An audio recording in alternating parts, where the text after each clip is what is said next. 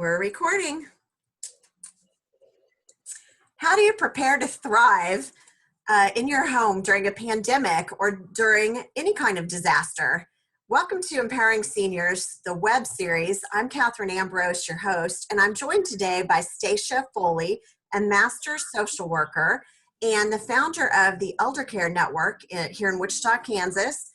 A network that you've had in place for almost 15 years of professionals that serve seniors and their loved ones in our community. And Stacia, welcome, and thank you for preparing this information for us today. So, we've been living in this pandemic for 2 to 3 weeks here in the United States, and we're just starting to, it's interesting, we're starting to figure out some things, all of us, like what are some of the things that we could have prepared for before this all started, and now what do we do now that we are where we're at? And if something like this should ever happen in the future, how do we prepare? So welcome, Stacia. Hi, thank you so much. And I want to give a shout out to, I'm actually a co-founder, and so one of the gals that helped start the Elder Care was Lucy Schwartz and Tammy Sanders also. So I wanted to give them a shout out too. But going back to kind of what we're going through right now, we have to kind of take a step backwards. And you and I talked about this yesterday when we were having a conversation about how we kind of felt like, can you ever really be prepared for something like what's going on right now? And the thing is, you can and you can't. There's two philosophies there, right? So there's before a disaster or a problem, and then there's after or during. And so right now, what I kind of wanted to talk about is before this pandemic. And so before, we were always, we store our, we go to the store, we check our prescriptions, my dog is in here with me, so I'm just letting everyone know we'll have to bear with her today. So the things that we did before any kind of disaster pandemic, they are always going to still be the things that we're going to continue to do. So we are going to have, if we have done our will, we've had that prepared, we'll have copies of that on hand. If we've talked to our family about certain things with regard to being prepared for things that might happen in the future, we'll have done that. If we've prepared ourselves to evacuate in certain circumstances, we'll have already done those talks, right? Mm-hmm. And so those are things that we may have already done before. Or it's a kick in the pants to know what those things are and get started on it. And those are topics that we talk about every day in Empowering Seniors, the live series and the seminar, the TV show. And I haven't thought about that, but all of those conversations that you want to have with your loved ones, it's really important now, and that people have a game plan. Yeah, and it's really important just to be kind of aware of your surroundings. You have to, most employees, you don't live in the same neighborhood as, who employs you. So you have to, it's just kind of a good idea to make sure that you kind of know what you're going to do if something is going to happen. So today I wanted to share a few things that I found, not only from some resources locally, but from some federal and, other resources. Okay, great. Let's dig right into that. Get into the meat of it. But yes. I do want to kind of talk about, first off, also, not just preparing for what's happening right now with the pandemic, but we have to remember too, we're coming upon the spring season, and we do also have things that happen East Coast, West Coast, South, Midwest. So we're in the Midwest where we're speaking from. And here we have tornadoes, we have sometimes spring rains, which can cause floods, power outages, all kinds of things. So it depends on where you live, what kind of disaster prep or problem that you might run into. Because And so, life is still happening even during this. Yesterday we had a big plumbing leak on one of our real estate listings, and 2 days ago I had a computer problem. And so things still happen even though we're in the midst of stay-at-home orders, or trying to manage a crisis for those that are in the front line. Other things are still happening. So what can you do to prepare for those normal things that happen and be right. prepared for the seasonal stuff that's coming? That makes sense. Right. And so one of the things that I noticed that was a big thing, when I did a little bit of the research, was making sure that we limit our spread of germs. Of course, during a pandemic, which what we're in right now, which is the COVID-19. So we're trying to limit our spread of germs, right? And so we still want to continue to do normal things. We still want to be involved in making sure that we're living our normal everyday life and not being so consumed. And that's really hard to do when the media and other resources really kind of tap into our psyche. Mm-hmm. And so for ourselves, we just want to make sure that we're taking care of ourselves. Number one, avoiding close contact with people that are sick. And this is something that this is common sense. We do this anyway. Right, Catherine, when someone's sick, you stay home. You don't want to come into work if you're sick. And the CDC, obviously, and the FEMA and everyone that's talking says, stay 6 feet or so away from somebody that's sick. And that's also something that we should be practicing in our normal everyday lives, right? And then when you're sneezing or coughing, you should cover your nose and mouth with a tissue. You don't want to, cover with your hands, because then if you reach out, touch doorknobs, anything else, you're going to spread those germs. Obviously, we want to practice good health, get good sleep. And boy, is that hard right now, because you're worried. We're worried about our parents. Maybe if we have children or family on a coast somewhere where there's a big outbreak, we get worried about, our family. Mm-hmm. And so remaining active inside our houses is important too. Eating healthy foods, drinking plenty of fluids, checking in with our neighbors and family. And so some of those things that we need to be doing, those are big things that we need to do to kind of keep ourselves safe and healthy, right? Mm-hmm. But going backwards, I think a lot of us, we go into the fight or flight thing. We either become really fearful of what's going on, or we take charge, And so I really want to talk to people today about who are your support systems. What's really making you stumble through this? Like, what's causing you to not move forward and be stuck in front of your TV or your radio and just listening constantly to the news media or on Facebook or social media, and not be able to really live your life through a pandemic?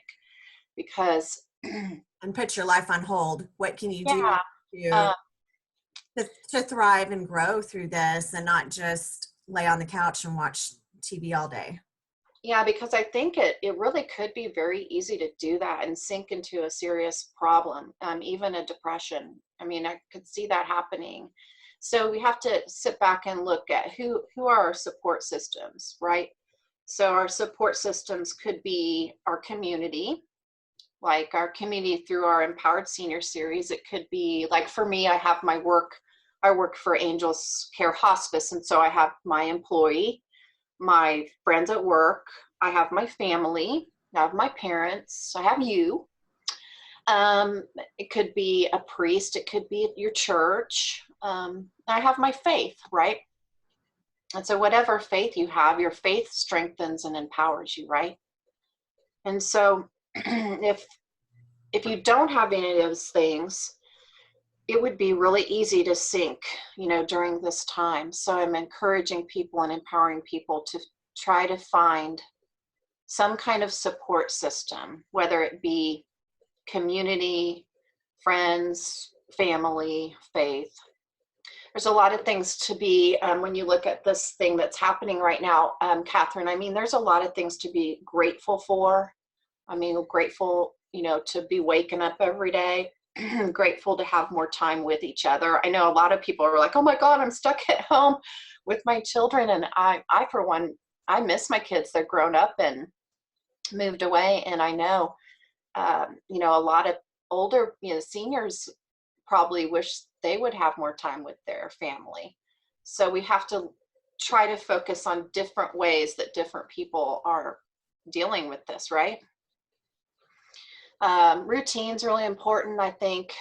Routine, you can get stuck in a routine when you're at home and you have a quarantine, let's say, because I think a lot of us now, especially in the state of Kansas, New York, California, I don't know if Florida's in one now, I think too. So a lot of people are in a quarantine state. And when you're stuck in that, you've got to find a routine. Routine is maintaining a rhythm and routine for your day. Maybe you get up and you fix breakfast. Then maybe you do your daily prayer if that's something you do. And then you go about doing a routine and you follow that routine every day. So routine is very important to do. And it gives you a meaning. I would suggest not having a routine of sitting in front of the TV watching, COVID-19 news coming out every day, because that's going to sink you back into the fear mongering. They're And selling ads, they're selling ratings, and so it's going to be sensationalized and scary. And if people are digging into social media and things and just really obsessing over negative things, that's very unhealthy, and it could be something that could be hard to get out of. I think that what you touched on about continuing to focus on meaning. As humans, we're designed to grow and to have purpose and to focus on that and reach out to other people. Just because we're physically distancing doesn't mean we're socially distancing, even though that's the term that's floating around, social distance. It's really physical distance, and you can still get outdoors as long as you're maintaining that physical distance. You can reach out to your friends. You can use video conferencing and other means of being in contact with people. And so it doesn't mean no contact. It right. doesn't mean that everything stops. In fact, reframing it in your head that stuck at home is actually safe at home. And this is just for a time. It's just for a period. Right. And what can we do to be more comfortable in our homes? So one of the first things I thought of was my asthma inhaler. Like, this is one thing. I don't want to be without toilet paper, just like everyone else. Right. This is for sure something I don't want to not have. And I like to have two at all times, one in my purse, one by my nightstand. And I was getting by with just one at a time. So I got the second one, and then I got a third one just put away in the pantry. And I might get another one at some point. So medications might be the first thing that you think about. What medications do you need now and in your daily life, and as the spring season kicks up? Right. Well, you brought up your thing that you showed, and I brought cards. Okay. I mean, we have to be kind of creative when stuck indoors. And if you're by yourself, solitaire, you play solitaire. You could do the memory game with just, if you don't have the memory game, you could still do the memory game with a plain old pack of cards, or you can make your own memory game with paper and paint brushes, right? Yeah. So painting, learning to paint, practicing painting. A lot of people like myself, we're learning new technology. This is the time to make up some ground on home improvement projects, personal growth projects, reading, and things like that. So when we go back out there and get back into our normal routine, we've benefited from this time. And I think that's really important. So I know you've put together some information for us. So let's I'm going to kind of fly through it a little bit. Okay. Let me I'll share my screen with you. While you're getting that ready, I'm just going to add, you want to think about what do you need to do for your home to keep your home running, to keep your appliances running? What kind of resources do you have? And like, I'm a real estate agent in real life. That's what I do for a living. And so we always know who the best appliance repair person is, the best plumber, and that kind of thing. So think about all of the resources that you have, and there's professionals that you can reach out to get good resources. So you're not just picking a name off of Google necessarily. And for aging issues, you can always contact your local Department of Aging and home health companies for assistance on what kind of resources are available in your local area. Right. Or hospice. Okay. Can you see my screen? I can, yes. Awesome. Okay, so I'm going to, let's see if I can do. So this, I love this, gaps. Where's your gaps? What's preventing you from getting help? I know you're going to talk about this, but we're caregivers for my in-laws. And so we're concerned about running back and forth throughout the day, helping them with medications, helping them with all kinds of things, running into the doctor and the hospital when there's something going on. So what we're going to do is tap into our home health resources and figure out how we can get help at home to help bridge the gap where they don't need home health all the time, but it's something that we are preparing for. Right. So I prepared this for everyone today, and this really, like Catherine and I were talking about this because, I mean, this could really go for anybody throughout the country. So I really want to make sure that, you know, if you're worrying or whatever's preventing you from getting help, that you try to reach out with to either one of us, and at the end of us we'll you know, make sure that you have some, there's going to be some information at the end of this that you can reach out to either Catherine or myself, and then there's some other websites and phone numbers that you can reach out to. So there's some questions, and I know we're doing this in a little different format, so people aren't really live actually able to ask us questions. So if I guess if you do have questions later on, again, you can reach out to either Catherine or myself somehow at the end, okay? So what might be preventing you from seeking help? That's a big question, and that you just have to ask yourself, what might be preventing you from getting help? What are some things that are important? One thing I thought for me, so if you live by yourself, one big thing you've got to think about is making sure that your electricity stays on, your water, so your big utilities, you know, making sure that those are stayed on. And if you're having trouble with those or paying them, you know, from what I understand and what I've heard is you just need to call those companies and make sure you communicate with them, because if you communicate with them, they're going to work with you. But if you don't communicate with them, then that's a problem. So just make sure that you call them and communicate with them. And if you really have an issue, you can reach out to advocates, maybe the Department of Aging and professionals in varied fields that can point you in the right direction or maybe help you. And I see how to cut down on expenses. So this is something in my professional circles is the number one, is how can we all cut expenses during this time? It's a good time to call your cable company and different companies and renegotiate your expenses, and also take a look at all those things that you're auto subscribed to and being charged for. If you will take a look at your bank statements going back 6 to 9 months, pour through every single item and make a determination on what can be cut, because we know that this is going to have an impact on our economy, and for a lot of us on our income.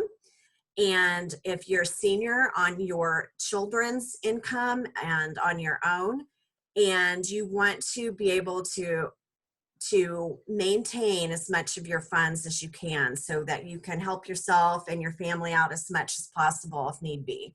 So cut. You've got plenty of time to work on that.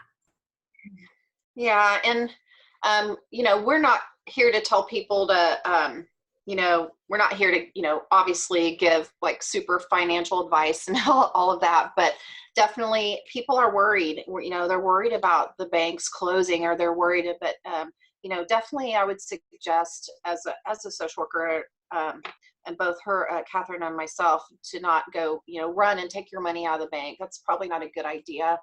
And just to not panic in general. So yeah, and there's not a food shortage. So there's no reason to go. And the banks aren't going to shut down. Yeah, there's no reason to go crazy and go buy like tons of food, because if you're buying a bunch of perishable food, it's all going to go bad. So one thing I did look up, Catherine, is I wanted to make sure that the Meals on Wheels and the roving pantry was still running, and they are, at least in this area. Mm-hmm. Now, again, everybody check your local area, because local areas have their own different types of forms of, like the roving pantry here basically is volunteers that go. You have to have a background check and you have to be screened and all that before you can become a volunteer to do those things. And of course, they are getting tons of people wanting to do that. And so that's awesome if you want to become a volunteer, but be patient, because they're getting a lot of requests, obviously, to do those things. So make sure that you're being, cautious, but they are running. Okay. I also wanted to talk about people that maybe had disabilities today, and make sure that that if you do have your money that's coming in from an electronic source, that you have prepared yourself for a possible disruption. And right now, there should not be that, because we're talking about if there was like, I don't know, a hurricane or something like that. But right now we're in a pandemic, right? And so right now that's not being affected. And so what I have up on the screen right now is, something that you would prepare for in case there was some kind of natural disaster. But okay. Like I was talking to Catherine about, you always want to be prepared. If you depend on Social Security or other regular benefits, if something does happen, you always need to be prepared for that. So make sure you know what to do. There is a phone number on here that I'm sharing with you, a 1-800 number to sign up online, which is kind of a different way of you getting your federal benefits, and it gives you kind of some information on that. So you can call that if you'd like. And before we get too far along on that cutting expenses, what I was talking about, just looking for savings that might be available to you, and it's a good time to check on that. And don't feel like you need to cancel everything. That's not what I'm saying. I'm just saying, see where you have money that's just going out that isn't something that you have to have, or that you don't really want anymore, or maybe you don't even know you have it. If it's something that you enjoy and you can keep it, then that's fine. And I've heard people talking about putting your expenses in like an A, B, C category. Like C could definitely go. That's stuff I don't want to pay for anymore. B, this is stuff I like and I want to keep it as long as possible, but it's in the iffy category. And the A is absolutely positively, I need those things. So. Definitely can't give up my Rodan and Fields. I'm sorry. That's horrible. Okay, what if?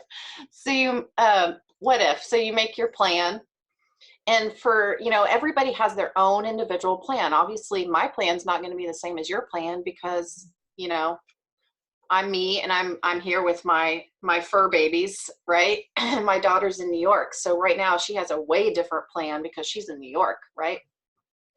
And I have another daughter that's in South Hutch, and so depending on like right now we're in a pandemic, so depending on whether you're quarantined or not, whether we have weather that is affecting us, whatever it is that you're going through, it's important. This is actually a really, like I said earlier, this is a good time to kind of like get off the couch and move and start making plans for other types of things that might happen in life. Start kind of figuring out, have I made have I done my will? You know, have I really focused on my kids? Have I focused on my parents? Am I focusing on my work the way I need to? If I'm retired, you know, have I really kind of done the things I want to do, or am I just kind of floating through life and I'm sitting on the couch and watching TV?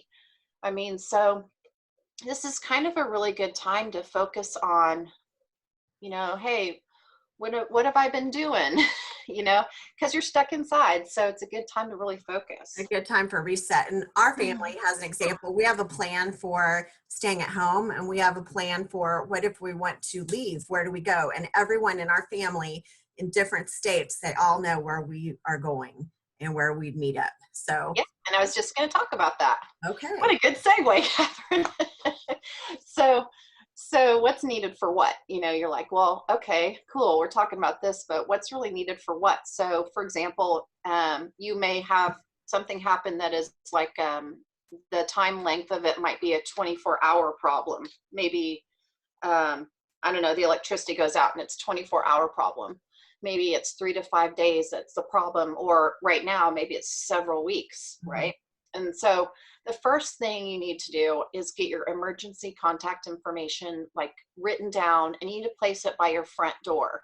Mhm. If you don't have emergency contact information by your front door, when an emergency person comes in and let's say something's happened to you, just God forbid, but Mhm. if they have to, if, you know, family's trying to get a hold of you and they break down your door, they're going around looking for your purse or your wallet. And they always check the refrigerator because Yeah. they're Yeah. trained. First responders are trained to check your refrigerator to see if you have something magnetized on your refrigerator. So we have something that we give away at our live seminars. It's a see-through red envelope that can hold your important medical documents and so forth. So that would be an example of something put on your fridge. So either by your front door where people can find it, you can find it. That's a good idea. Yeah. The red file folder. Yeah, and then those are, it's important. So that there's some information here on this screen that shows you what you need to have in that. If you don't have those things done, this is a great time to be focusing on getting those things done. And I do know attorneys, and you know, they can help you online. Mhm. They can help you over the phone. Some things do need to be notarized. I believe some banks are having where you can drive up. You can go through the drive-through, And and title they'll help companies, you. yeah, title companies can. So there's always the way where we can Yep, direct you to a notary. So you have plenty of time to absolutely. work on these things. And professionals like your financial planners, your attorneys, realtors, we can consult with you on a video conference just like this. Right. And then Catherine was talking about if you were to have to evacuate or something. This is like if something else happened. We are in Kansas. We're in tornado season, so and this is important for us to know when the weather starts acting up. You need to make sure if you do evacuate your home, or if you go over somewhere else and you didn't tell anybody, that would be kind of disastrous for your family if they're looking for you and you're fine, but you've moved, you're evacuated somewhere else. They don't know where the heck you are. So make sure you tell someone where you go. Um, always, of course, if you are taking care of somebody, that you have accommodations on hand. You know, obviously, you don't want to rush. If you're taking care of somebody with dementia, you want to try to stay calm, and that's super hard. It's super hard, obviously, to be a caregiver Mhm. and to remain calm. But if you know, if you have to go in another room for a second and count to 10, you may have to. So supplies needed for 3 to 5 days. You know, you're going to need some water, food, medications, toiletries, flashlight, batteries, possibly a battery operated radio, alternate heat or air source, a mobile phone backup charger, phone numbers for your doctor. If you have a home care provider or a hospice that's taking care of you, you want to make sure that information's with you, emergency contacts, family members, all of that. And if for some reason your power goes out, Oh, Stacia, I was just going to yes, say, some people call that a go bag where they have a go go bag. bag. Like, Yeah, we got to go, we got our bag ready to go. yeah. So have your go bag ready. If for some reason your power goes out, these are just some suggestions of kind of how long can you remain in your home, that kind of thing. And of course, this is, a lot of this doesn't pertain to what the pandemic right now, but again, we're getting ready to come into severe weather season. So I did want to bring this up. Yeah. A lot of people ask about how long does food stay fresh in my fridge? And look, I just cleaned out my fridge. And so let's be real about this. Boy, I might have been able to make some penicillin out of some of the stuff that was in there. So clean your fridge out while we're in the pandemic, okay? Get rid of your old food. You okay? Fresh food and everything needs to be in your fridge, because if absolutely, if you're a caregiver that is taking care of somebody that has dementia or has memory problems or anything like that, you really do need to have a clean fridge, because a lot of people that do have, on a serious note, people that do have issues or disease states like that, seriously, they cannot sometimes, they don't have that olfactory, sensory things going on like we do. Mm-hmm. And so they could actually get food poisoning and get really, really sick. Okay, so make sure everything in your fridge is edible. Yeah. Okay, good. Okay. Throw stuff away. Okay. So there's some information on here about how long food is. There's backup generators, things like that, but oftentimes they're not very helpful, because if your power's out, sometimes the generator doesn't work, sometimes it does. Okay. Make sure you have extra keys to your house. Sometimes people forget about that. You have one key, and nobody else has a key to get in, and then make sure you know where you're keeping your emergency supplies, life-saving equipment, medicines. Make sure you know where all this stuff is. Like, I know where stuff is, but do my kids know where it is? Do my parents know where it is? Mm-hmm. And do my neighbor, maybe pick a neighbor. Do they have an extra key? I trust one of my neighbors. Maybe I give my neighbor a key. Mm-hmm. If you are somebody that has routine medical treatment, like dialysis, cancer treatments, things like that.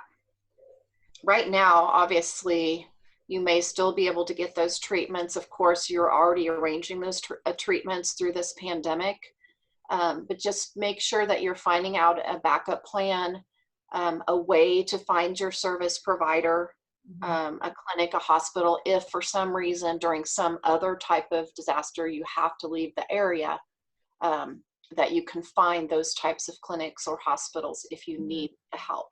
So in real estate, sometimes we call that a fractured network. When you move out of your area, you have a fractured network. You need to have a new network. You need to know, who are my people and service providers going to be? And one of the things I've noticed is that some people are wondering, is this the time to hook up the RV and go on a vacation? We're off work anyway, and we'll be just as safe as in our RV. But the thing is, are you going outside of your insurance area? And then you're disconnected from your network. You're taking up space that full-time RV people need, and a lot of parks are closed or will close. And so it's just not a good idea to be on the road right now unless you absolutely positively have to be. Yeah. I mean, I agree with you totally.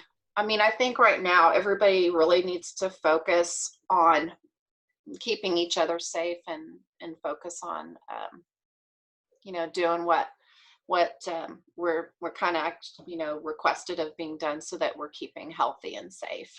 And you're right. I think the RV, there are some people that stay long-term and live at those RV parks, and probably, like, you would get in your RV and drive for hours and get somewhere and there would not be any room, maybe. I don't know. And taking up a space someone else can need. I see you've got prepare an emergency kit for your pet on here. So that's, of course, keeping extra food for your pets at home, so you don't run out of food, and that you've got a to-go bag for your pet as well. Well, I love my animals. Me too.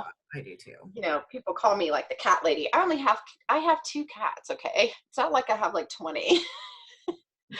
And I have my little Olive, my dog.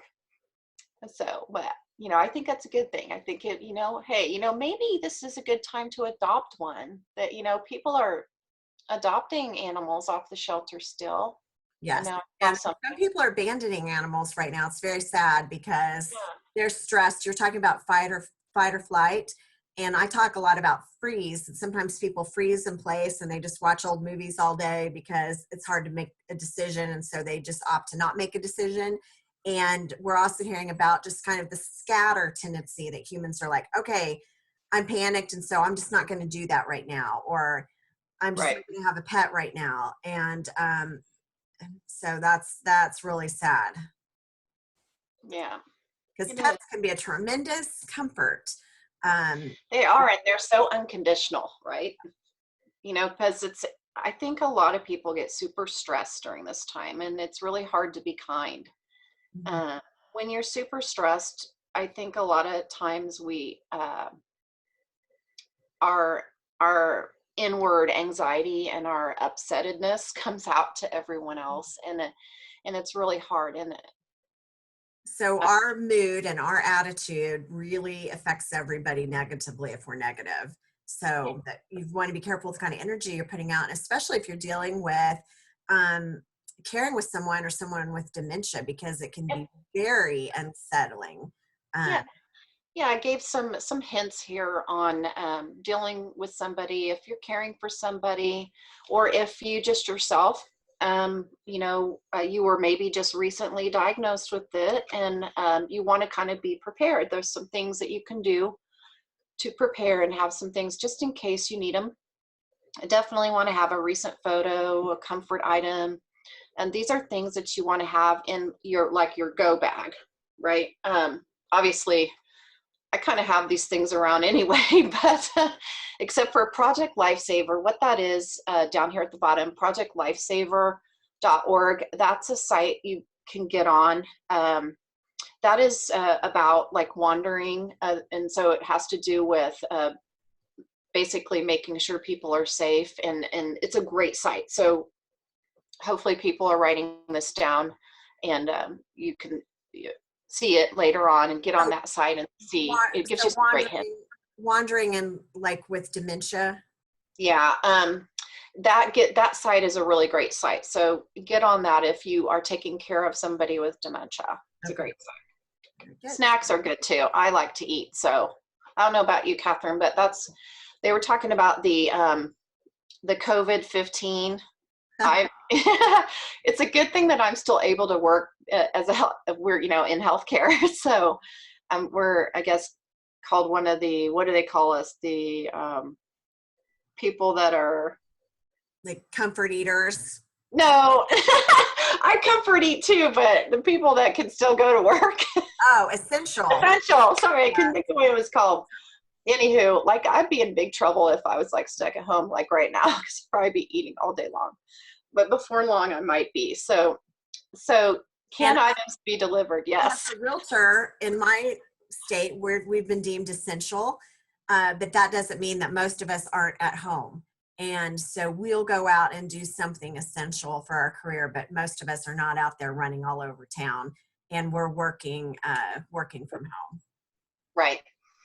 And I'm probably this week, that's probably going to be happening more and more with myself. Okay. Because so this is, I just got together a few things. These are examples.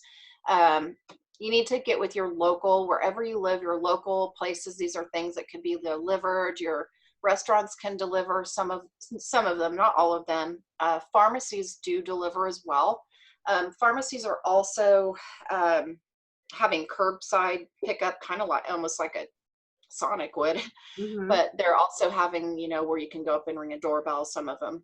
Okay. I know that. Meals on Wheels, of course, we talked about, Roving Pantry, and then some of the other ones listed below. So you can order your groceries online. So just absolutely. Google and see what resources are available right now today for you in your area to order groceries, because you can do that. So you can either go pick up your groceries that you've ordered and they'll bring them out to the car maybe, or you can have them delivered right to your front porch. So that is a service that's available.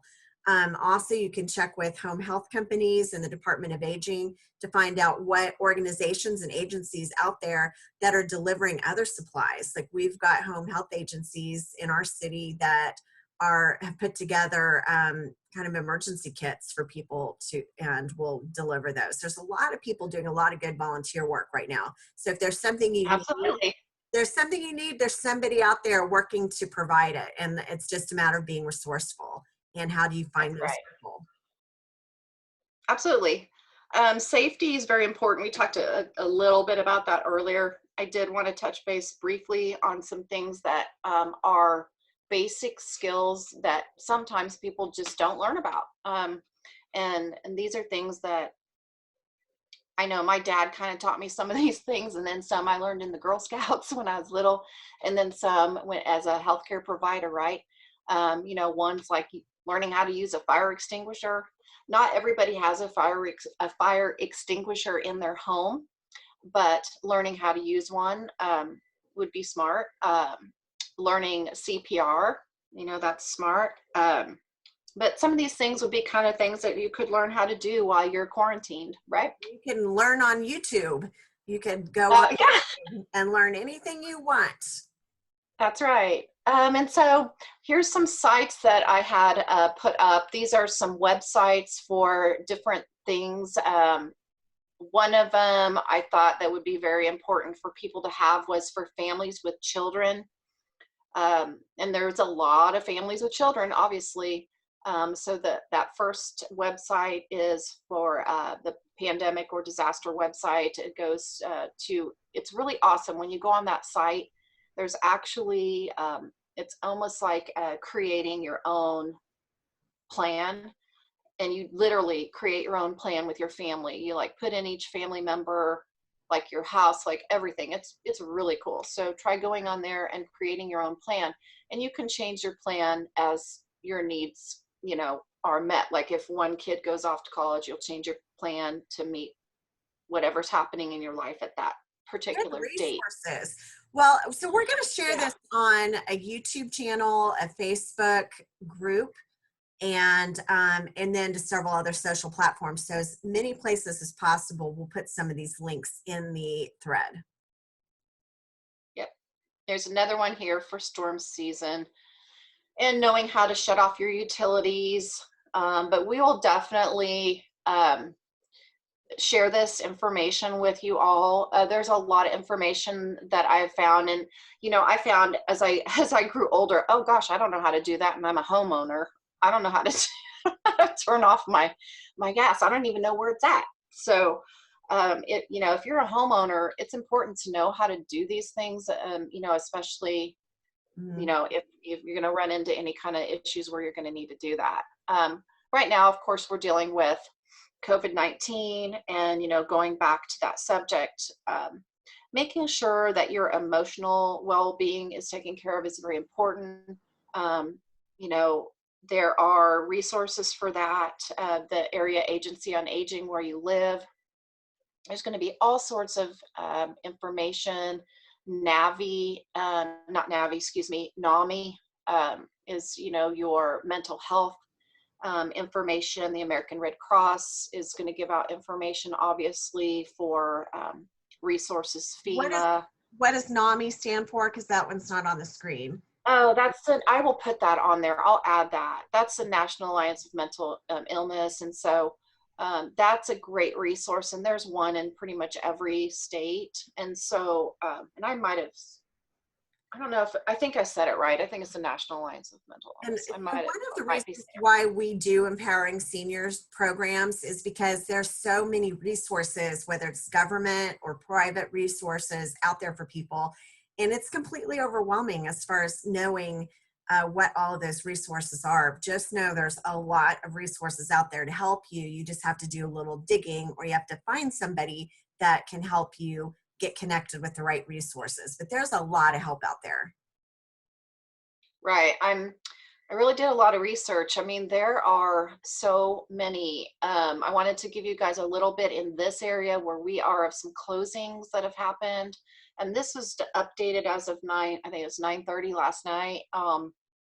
Obviously, Meals on Wheels or Pantry are still delivering. You can go on the Area Agency on Aging to find out like your local closings for different things. Like there's a lot of closed senior centers out there, but there are some that are still open.